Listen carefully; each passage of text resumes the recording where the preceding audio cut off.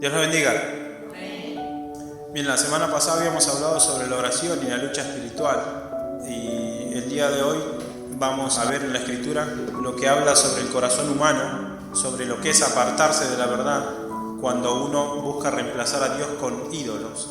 Muchas veces puede haber incluso ídolos aún estando nosotros en el camino del Señor, porque cuando pensamos en idolatría quizás nos podemos imaginar de inmediato imágenes, estatuas, pero la Biblia revela que la idolatría no es solo un acto externo, sino un problema del corazón. Porque cuando el hombre comienza a dejar de lado a Dios, ese lugar lo empieza a ocupar algo o alguien más. En las Escrituras, desde Génesis hasta Apocalipsis, se nos revela que el mayor conflicto espiritual no es entre el bien y el mal visibles, sino entre adorar al Dios verdadero o adorar dioses falsos.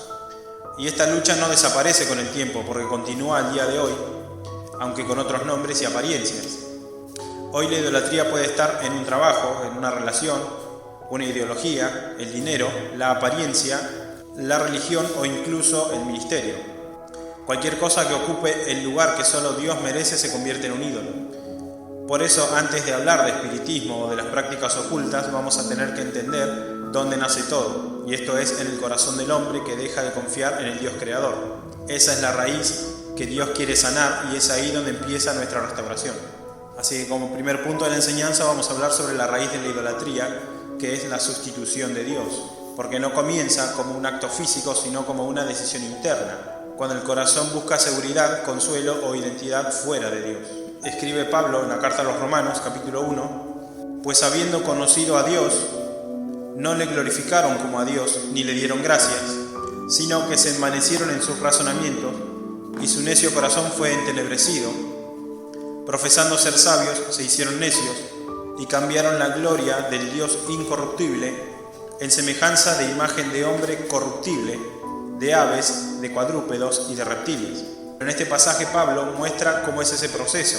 En primer lugar dice que conocieron a Dios pero no lo honraron. Después dice que dejaron de darle gracias. También dice que se llenaron de razonamientos humanos. Dice que el corazón se oscureció y finalmente cambiaron la gloria de Dios por otra cosa.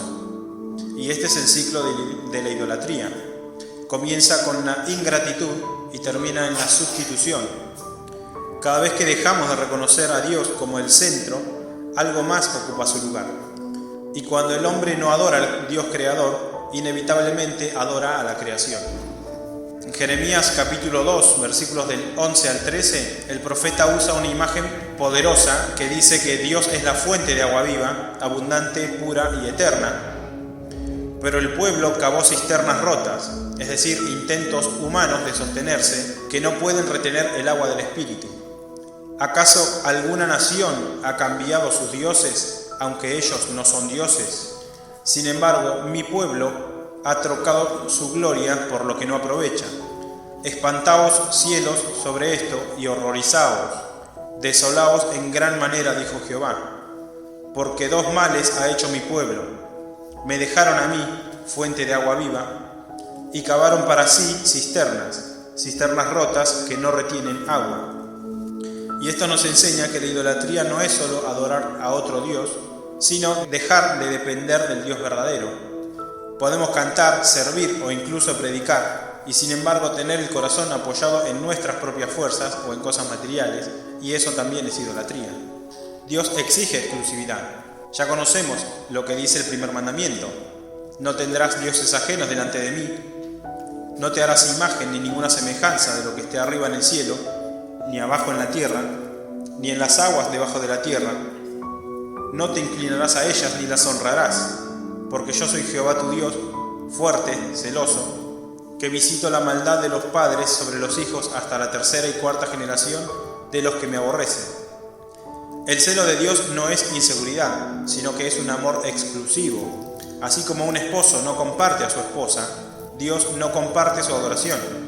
Él sabe que todo lo que lo sustituye a nosotros nos destruye, porque fuera de Él no hay vida. Por eso, antes de hablar de imágenes o de ocultismo, debemos hacernos ciertas preguntas. ¿Qué cosas ocupan más mis pensamientos que Dios? ¿Dónde busco seguridad cuando tengo miedo o ansiedad? y que perdería y sentiría que ya no puedo vivir sin eso. Ahí es donde el Espíritu Santo quiere obrar, porque la idolatría moderna no siempre tiene forma de estatua, pero sí roba el primer lugar que le pertenece a Dios. Vamos a ver que en la Escritura se habla de la idolatría como un pecado de fornicación, y esto es fornicación espiritual. La Biblia no presenta la idolatría como una falta moral, sino como una infidelidad dentro de una relación de amor y de pacto. Dios se revela no únicamente como creador o juez, sino como esposo fiel de su pueblo. Por eso cuando Israel se iba tras otros dioses, el Señor lo consideraba adulterio espiritual. El profeta Oseas simboliza esta verdad. Dios le ordena casarse con una mujer infiel para mostrar al pueblo su propia traición espiritual. Dijo Jehová a Oseas: «Ve, tómate una mujer fornicaria e hijos de fornicación, porque la tierra fornica apartándose de Jehová».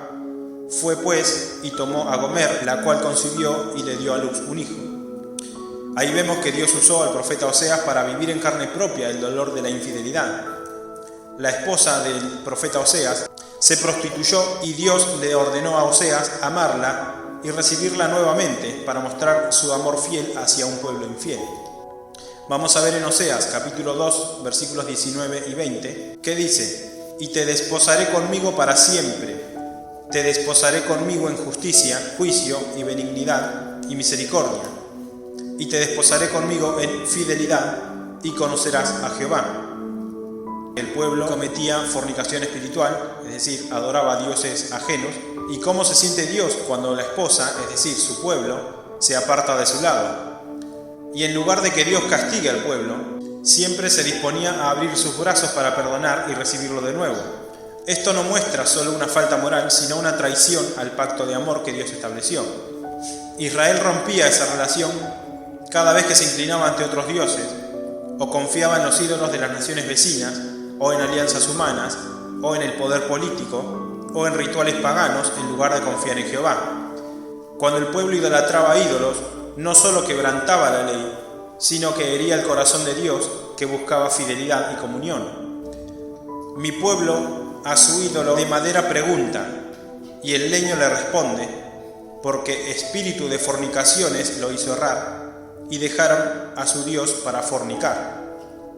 Esta expresión, espíritu de fornicaciones, muestra que la idolatría no es solo una elección racional, sino una atracción espiritual engañosa.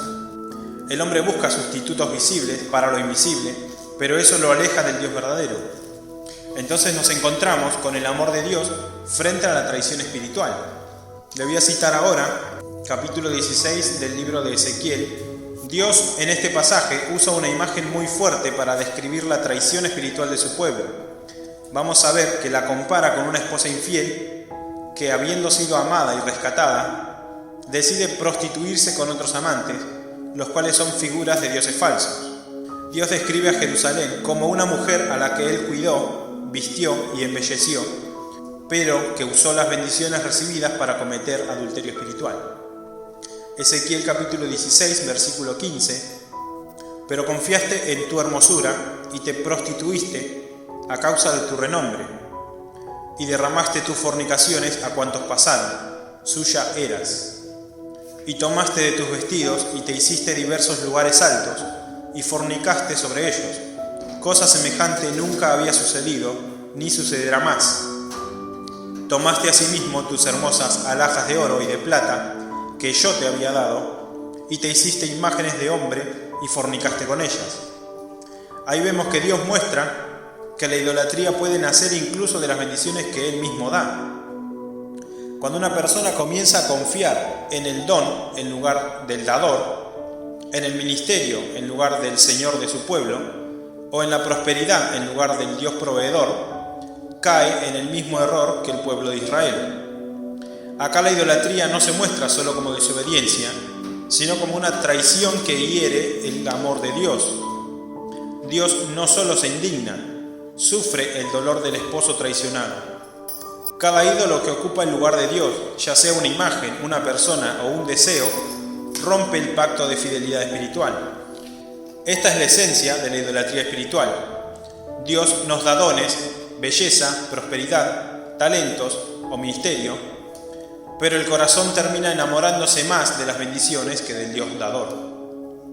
La infidelidad espiritual no siempre se manifiesta en imágenes o rituales, sino cuando Dios deja de ser el centro. Puede verse cuando el creyente busca aprobación, poder o reconocimiento, incluso dentro del ámbito religioso. Puede ver que en el versículo 30 de Ezequiel, capítulo 16, dice: «Cuán inconstante es tu corazón, dice Jehová el Señor, habiendo hecho todas estas cosas, obras de una ramera desvergonzada». Y en el nuevo pacto, la idolatría espiritual sigue existiendo.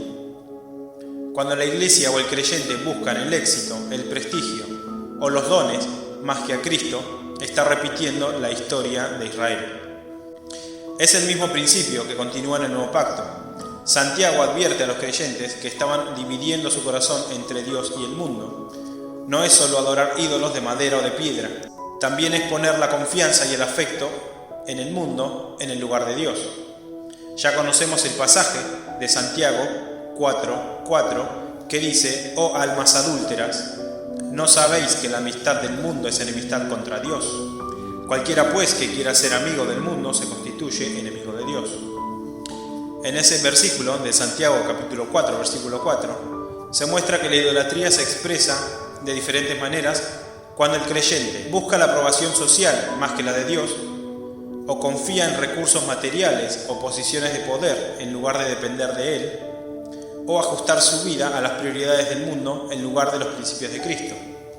Juan también escribió en su primera carta, capítulo 2, «No améis al mundo». Esto lo va a encontrar en la primera carta de Juan, capítulo 2, versículos 15 y 16. Dice: «No améis al mundo ni las cosas que están en el mundo. Si alguno ama al mundo, el amor del Padre no está en él. Porque todo lo que hay en el mundo, los deseos de la carne, los deseos de los ojos y la vanagloria de la vida, no proviene del Padre, sino del mundo». Es decir, la idolatría en el corazón del creyente es un adulterio espiritual, porque no se manifiesta solo en acciones visibles, es una inclinación que desplaza a Dios del centro de la vida, y también se hace evidente cuando los deseos del mundo, la vanagloria o los intereses personales gobiernan nuestras decisiones y adoración. Y esto desata un peligro en el corazón. La idolatría no siempre tiene formas de estatua. Muchos cristianos piensan que están lejos de caer en la idolatría, pero la raíz sigue siendo la misma: poner cualquier cosa o persona en el lugar que le pertenece solo a Dios. Ezequiel capítulo 14, versículo 3, dice que los hombres han puesto sus ídolos en su corazón. Los ídolos del corazón son más peligrosos que los de piedra porque no se ven. Y estos pueden ser el afán por el dinero, el reconocimiento o la fama, la familia o los hijos cuando se los pone antes que a Dios, el ministerio o el servicio mismo cuando sustituye la comunión con Cristo, las emociones o la búsqueda de experiencias espirituales.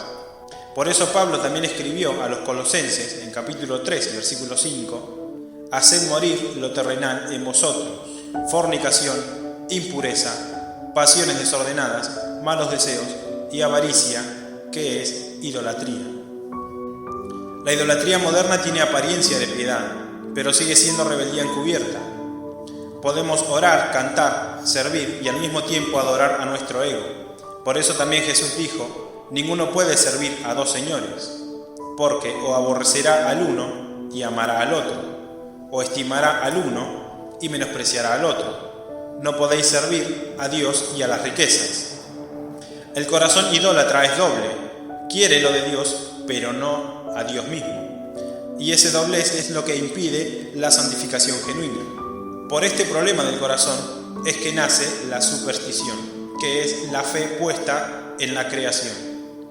La superstición ocurre cuando mezclamos la fe en Dios con prácticas humanas que no tienen respaldo bíblico, creyendo que éstas nos pueden proteger, traer suerte o influir en nuestro destino o propósito.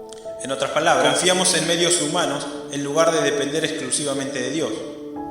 Y algunos ejemplos comunes son amuletos o talismanes, que son objetos que se cree que traen protección, suerte o éxito, sustituyendo la confianza en la providencia de Dios. Otros son rituales sin mandato divino, que son acciones repetitivas que buscan manipular circunstancias espirituales o materiales sin basarse en la palabra. También hay frases protectoras o rezos automáticos, que implica repetir palabras o fórmulas creyendo que por sí solas producen efecto, olvidando que solo tiene valor la oración sincera conforme a la voluntad de Dios. Y también existen prácticas mágicas, que es cualquier intento de controlar situaciones mediante hechicería, adivinación o poderes ocultos. ¿Por qué la superstición es peligrosa? Por 3 motivos. Niega la suficiencia de Cristo, porque creer que un objeto, un ritual o un signo puede protegernos significa que no confiamos plenamente en la obra y el poder de Jesús. El segundo motivo es que hay una idolatría encubierta, porque ponemos nuestra fe y esperanza en lo creado en lugar del Dios creador, y esto desagrada a Dios y nos separa de su corazón y de su voluntad. Y el tercer motivo es que debilita nuestra comunión con Dios. Cuando la fe se mezcla con prácticas humanas, la dependencia de Dios se debilita y se pierde claridad espiritual. Y tenemos distintas bases bíblicas para afirmar esto. Habacuc, capítulo 2, versículos 18 y 19. ¿De qué sirve la escultura que esculpió el que la hizo? La estatua de fundición que enseña mentira, para que haciendo imágenes mudas confíe el hacedor en su obra. Ay del que dice al palo, despiértate, y a la piedra muda, levántate. ¿Podrá él enseñar? He aquí está cubierto de oro y plata, y no hay espíritu dentro de él. Otro pasaje está en Isaías, capítulo 44, versículo 9. Los formadores de imágenes detallan, todos ellos son vanidad, y lo más precioso de ellos para nada es útil, y ellos mismos son testigos, para su confusión, de que los ídolos no ven ni entienden. Y también en el mismo capítulo 44, versículos 16 y 17, parte del leño quema en el fuego, con parte de él come carne, prepara un asado y se sacia. Después se calienta y dice, oh, me he calentado, he visto el fuego. Y hace del sobrante un dios, un ídolo suyo. Se postra delante de él, lo adora y le ruega diciendo, líbrame porque mi Dios eres tú. También en Ezequiel capítulo 13, versículos 17 y 18, y tú, hijo de hombre, pon tu rostro contra las hijas de tu pueblo que profetizan de su propio corazón y profetiza contra ellas, y di, así ha dicho Jehová el Señor, hay de aquellas que cosen vendas mágicas para todas las manos, y hacen velos mágicos para la cabeza de toda edad, para cazar las almas. ¿Habéis de cazar las almas de mi pueblo para mantener así vuestra propia vida? Este acto de cazar almas se interpreta como una forma de esclavitud espiritual, donde se les quitaba la oportunidad de arrepentimiento y se les guiaba a la destrucción, en contraste con la libertad que ofrece seguir a Dios. En el mismo capítulo 13, versículos 20 y 21 dice, por tanto, así ha dicho Jehová el Señor, he aquí, yo estoy contra vuestras vendas mágicas, con que cazáis las almas al vuelo. Yo las libraré de vuestras manos y soltaré para que vuelen como aves las almas que vosotras cazáis volando. Romperé asimismo vuestros velos mágicos y libraré a mi pueblo de vuestra mano, y no estarán más como presa en vuestra mano, y sabréis que yo soy Jehová. Acá encontramos manipulación espiritual. Los falsos profetas cazaban almas al no advertir sobre los peligros, sino que por el contrario, las alentaban con falsas esperanzas y mensajes de paz que no provenían de Dios. También hay engaño para beneficio personal. Lo hacían para obtener beneficios económicos de su falsa práctica de adivinación. También hay consecuencias destructivas. Al desviar al pueblo de Dios, provocaban que la gente muriera por no creer en las advertencias reales de los profetas verdaderos, y por otro lado prometían vida a aquellos que vivían en pecado, dándoles una falsa sensación de seguridad. Y encontramos el contraste con la libertad divina. Dios promete arrancar los amuletos y quitar los velos para liberar a su pueblo de las garras de quienes lo engañan, restaurando su libertad y sabiduría espiritual. Isaías capítulo 3, versículos del 18 al 23, en donde encontramos esta promesa de Dios que dice: aquel día quitará el Señor el atavío del calzado, las redecillas, las lunetas, los collares, los pendientes y los brazaletes, las cofias, los atavíos de las piernas, los partidores del pelo, los pomitos de olor y los zarcillos, los anillos y los joyeles de las narices, las ropas de gala, los mantoncillos, los velos, las bolsas, los espejos, el lino fino, las gasas y los tocados. Todo esto era utilizado como amuletos en hechicería y adivinación. Y también dice Pablo en Colosenses, capítulo 2, versículo 8, mirad que nadie os engañe por medio de filosofías y huecas sutilezas, según las tradiciones de los hombres, conforme a los rudimentos del mundo, y no según Cristo. Ahí también se pueden encontrar idolatrías en las filosofías o incluso en doctrinas basadas en hombres.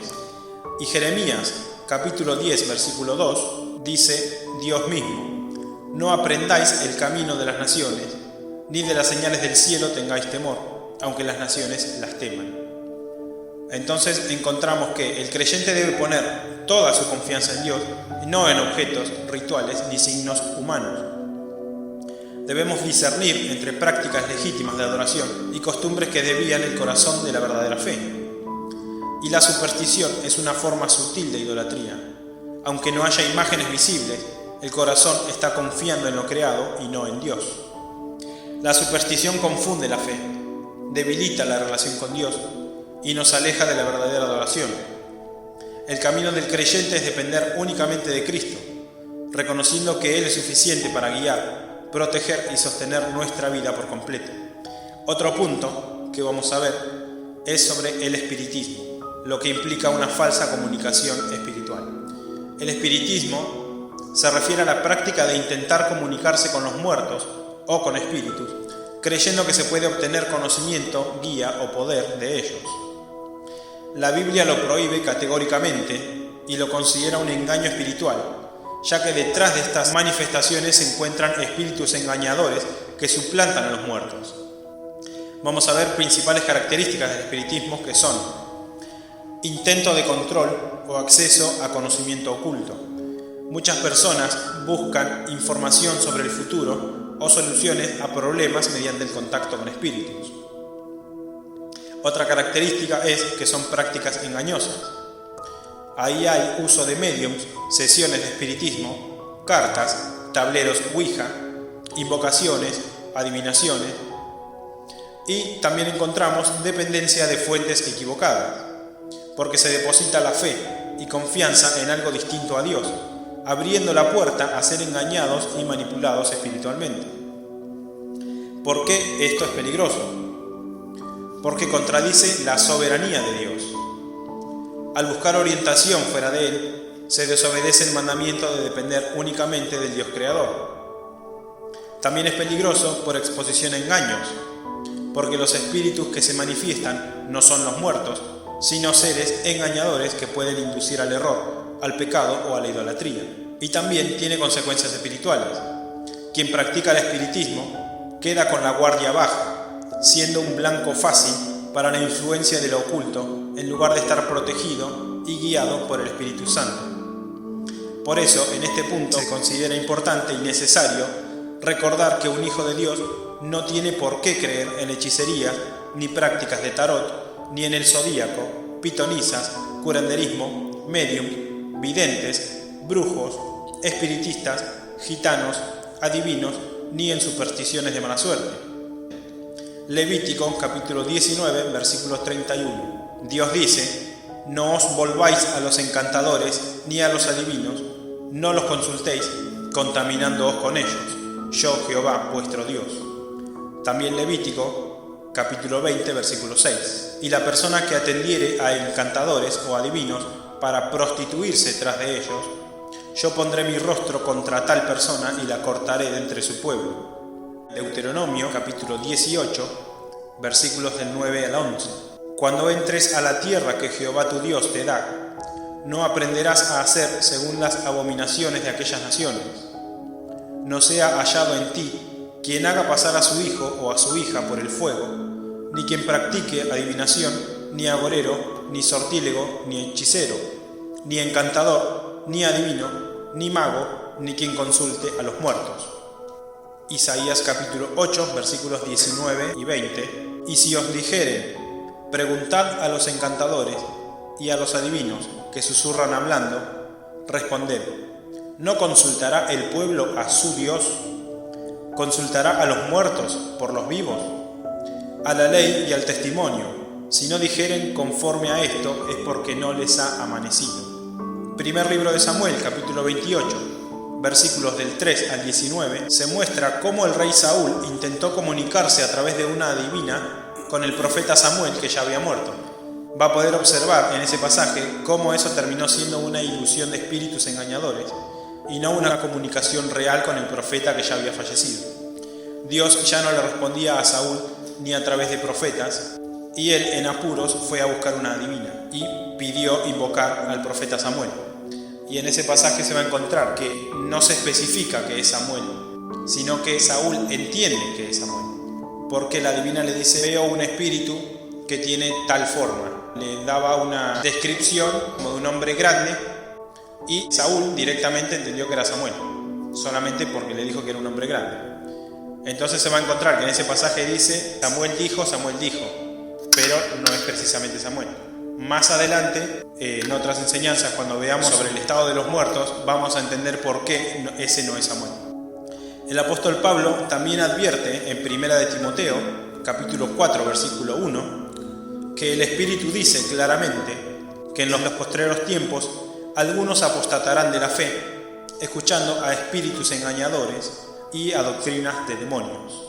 Entonces, un creyente no debe buscar consejo ni comunicación con los muertos, ni confiar en médiums o prácticas espiritistas. Debemos buscar la guía y la protección espiritual que vienen únicamente de Dios y del Espíritu Santo. Y debemos reconocer que cualquier intento de contacto con los muertos es un engaño espiritual y debe ser rechazado con firmeza y oración. El espiritismo es un intento de sustituir la soberanía de Dios por prácticas humanas, exponiendo al creyente al engaño y a la manipulación de espíritus malignos. La enseñanza bíblica es clara: buscar la guía, protección y conocimiento solo en Dios, descartando cualquier contacto con los muertos o fuerzas ocultas. Y como último punto, tenemos el llamado al arrepentimiento y a la fidelidad exclusiva a Dios. Después de mostrar cómo la idolatría, la superstición y el espiritismo desvían al corazón del verdadero Dios, la Biblia llama al creyente a volver a Él con toda sinceridad y obediencia. El arrepentimiento no es solo un sentimiento de culpa, sino que es un cambio de mente y de corazón que se refleja en la obediencia a Dios. Tenemos claves para entender el arrepentimiento bíblico. Una es la separación de toda idolatría. Debemos abandonar cualquier objeto, práctica o persona que haya sustituido a Dios en nuestro corazón.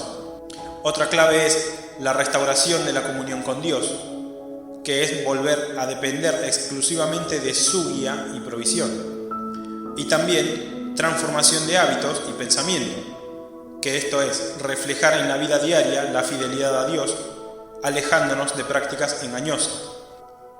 Hechos capítulo 17, versículos del 29 al 31. Siendo pues linaje de Dios, no debemos pensar que la divinidad sea semejante a oro, o plata, o piedra, escultura de arte y de imaginación de hombres. Pero Dios, habiendo pasado por alto los tiempos de esta ignorancia, ahora manda a todos los hombres en todo lugar que se arrepientan, por cuanto ha establecido un día en el cual juzgará al mundo con justicia, por aquel varón a quien designó, dando fe a todos con haberle levantado de los muertos, que este es Jesucristo. Primera de Corintios, capítulo 10, versículo 14. Amados míos, huid de la idolatría. Y lo mismo dice el apóstol Juan en su primera carta, capítulo 5, versículo 21. Hijitos, guardaos de los ídolos. Entonces, para finalizar, hoy aprendimos esto. El corazón desobediente busca sustitutos para Dios, ya sea a través de imágenes, prácticas supersticiosas o espiritismo. Cada forma de idolatría o superstición desvía al creyente de la verdadera fe y debilita su comunión con Dios. El espiritismo es un engaño directo porque los muertos no pueden comunicarse y detrás de estas prácticas hay espíritus malignos. El llamado final es al arrepentimiento sincero y a la fidelidad exclusiva a Dios. abandonando todo lo que suplanta su autoridad y dependencia.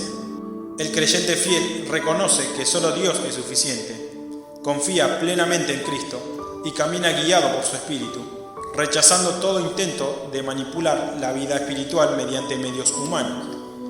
Todo esto que aprendimos hoy nos muestra que nuestro corazón siempre busca llenar un vacío. La idolatría, la superstición y el espiritismo son intentos humanos de sustituir a Dios, pero ningún objeto, ninguna práctica, ningún espíritu puede darnos lo que solo Dios puede: vida, guía y comunión verdadera. Incluso dentro de la iglesia puede aparecer idolatría. Confiar más en ministerios, líderes, programas, música o recursos que en Dios mismo. Poner ideas, tradiciones o doctrinas humanas por encima de la palabra. O depender del poder de la congregación o de experiencias espirituales en lugar de depender del Espíritu Santo. Todas estas son formas de desviar la fe del Dios creador y debilitan nuestra comunión con Él. Dios nos llama al arrepentimiento genuino, a volver a Él con sinceridad, abandonando todo lo que distrae nuestra fe. La fidelidad exclusiva a Dios no es solo un mandato, es la garantía de su protección y bendición. Al confiar plenamente en Cristo y depender del Espíritu Santo, no necesitamos amuletos, rituales, ni comunicación con los muertos, porque solo Él es suficiente. Hoy somos invitados a examinar nuestros corazones. ¿Hay algo que hayamos puesto por encima de Dios, incluso dentro de la iglesia? Hoy es el momento de dejarlo atrás, volver a Dios y afirmar con todo nuestro ser que solo Él será nuestro Dios, nuestro guía y nuestro protector. Por eso, recordemos estas claves en la enseñanza de hoy. El arrepentimiento implica cambio de dirección. No es solo sentir remordimiento, sino volverse de la práctica prohibida y volver a Dios. Fidelidad exclusiva, porque Dios exige que toda la adoración, confianza y servicio provenga de Él y sea para Él. Nada ni nadie puede ocupar el lugar que solo a Dios le corresponde. Y la restauración espiritual, porque cuando nos apartamos de lo falso y volvemos a Dios, somos transformados y protegidos del engaño espiritual. Huyamos de toda forma de idolatría y de prácticas engañosas, y caminemos en la luz de Cristo, confiando en su poder y en su obra que cada día realiza en nosotros. Que nuestra vida refleje la fidelidad a Dios en todo momento, y que nuestro corazón nunca vuelva a adorar lo que no puede salvarnos. Dios los bendiga.